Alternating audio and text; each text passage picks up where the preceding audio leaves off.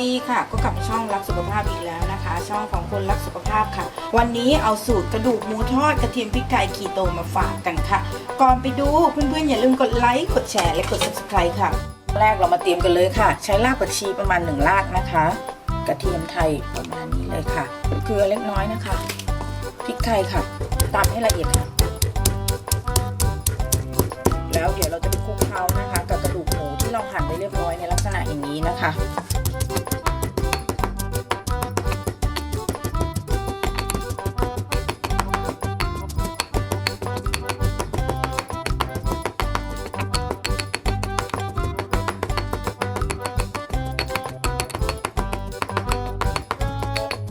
เดี๋ยวได้หลังจากนั้นนะคะเราก็จะใส่เลยค่ะปึ๊บนะคะในส่วนที่เราตำไว้ตามเกลือนะตามด้วยนะคะซอสหอยนางรมค่ะหมักเลยค่ะ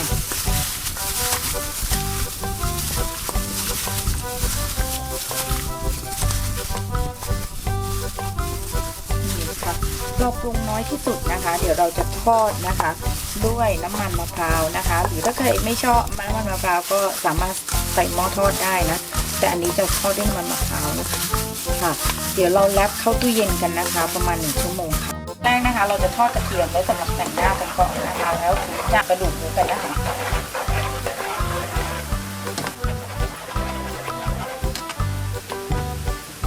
พอเราจะถึงนะพอเลยนะคะเห็นนะคะเราจะมาถึ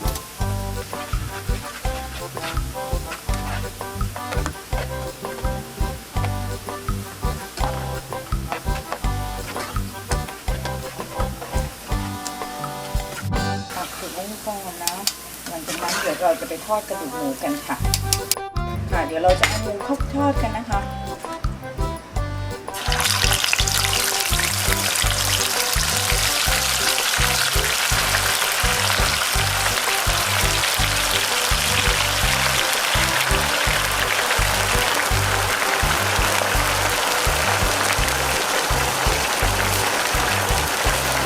หลังจากนั้นนะคะเราจะใช้ไฟกลางในการทอดนะคะ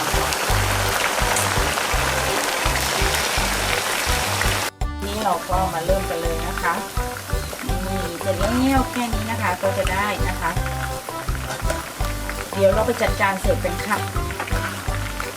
สูตรคีโตง่ายๆกันเลยนะคะเพื่อนๆสามารถทำทานได้เนาะจัดจานเสิร์ฟเลยค่ะทีนี้เราก็จะเสิร์ฟกันค่ะนะคะก็สำหรับวันนี้นะคะทีมงานรักสุขภาพก็ลาไปด้วยนะคะสูตรหมูทอดกระเทียมพริกไทยคีโตกันค่ะถ้าชอบคลิปนี้อย่าลืมกดไลค์ให้พวกเราด้วยค่ะและที่สำคัญอย่าลืมกดแชร์ค่ะเพื่อบอกต่อคลิปดีๆเจอกันใหม่คลิปหน้าสวัสดี